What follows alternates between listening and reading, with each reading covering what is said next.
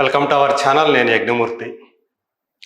లేటెస్ట్గా రిలీజ్ అయినటువంటి దేవర second single Chuttamalle అనేది ప్రస్తుతం ట్రెండింగ్లో ఉన్నమాట వాస్తవం.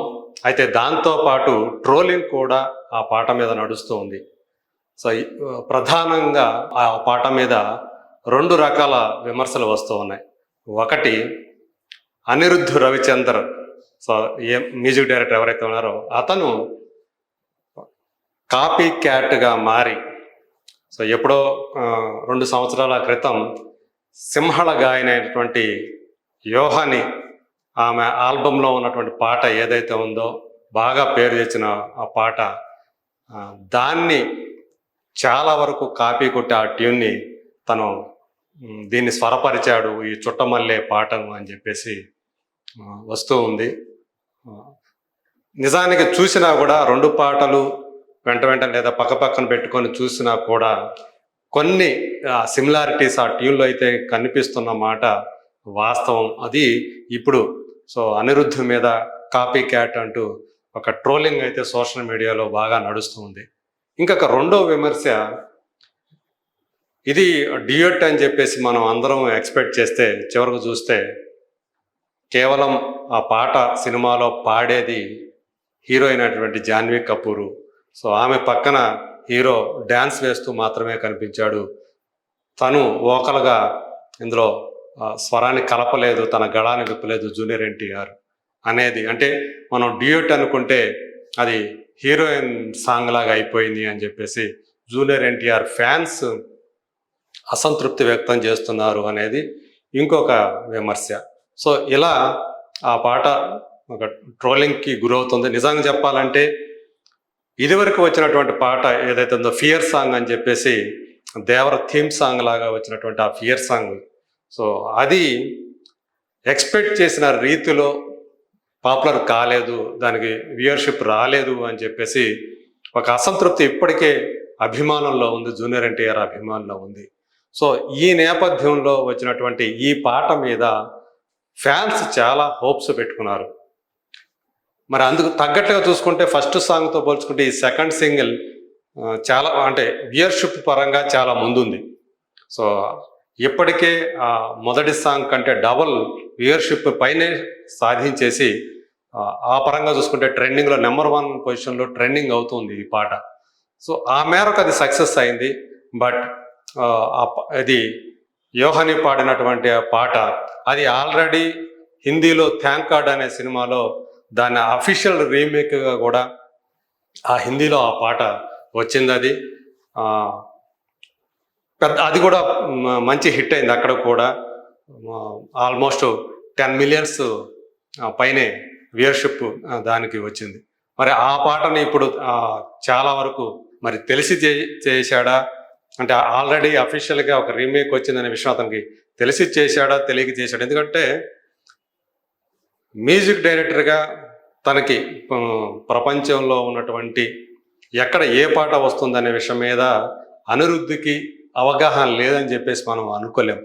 మరి ఉద్దేశపూర్వకంగానే ఆ ట్యూన్స్ని అతను తీసుకొని తను ఈ పాటకు ఉపయోగించాడా అనేది ఇప్పుడు చర్చల్లోకి వచ్చేసింది.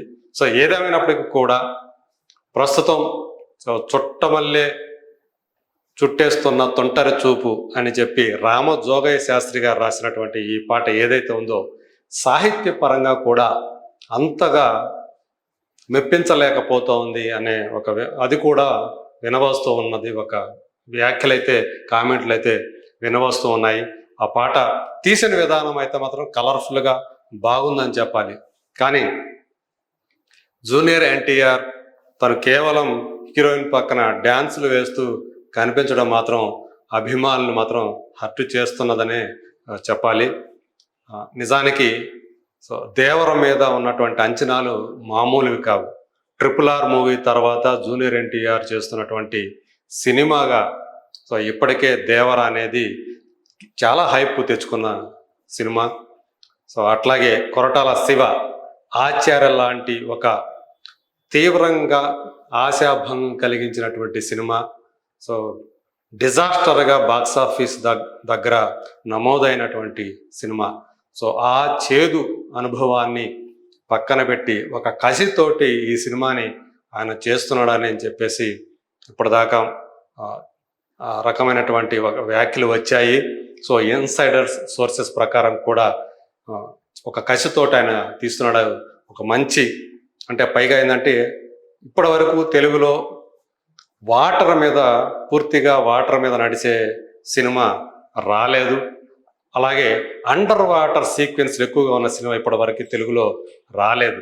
సో అలా మొట్టమొదటి అండర్ వాటర్ యాక్షన్ సీన్స్ కలిగినటువంటి సినిమాగా ఇప్పటికే దేవర మార్కెట్లో మంచి హైప్ తెచ్చుకుంది.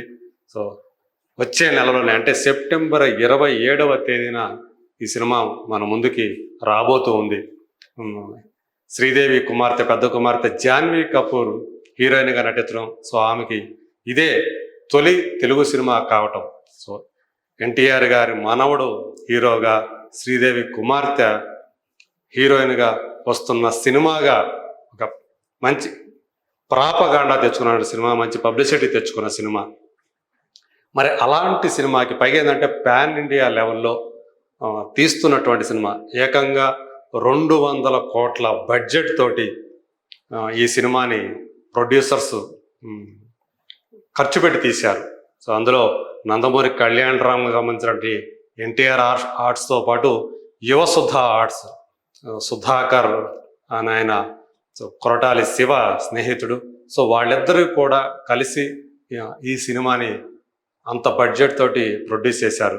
అందుగురించే దీన్ని ఒక పార్ట్గా అని కాకుండా 2 పార్టులుగా, మొదట యాక్చువల్గా ఒక సినిమాగా అనుకున్నారు.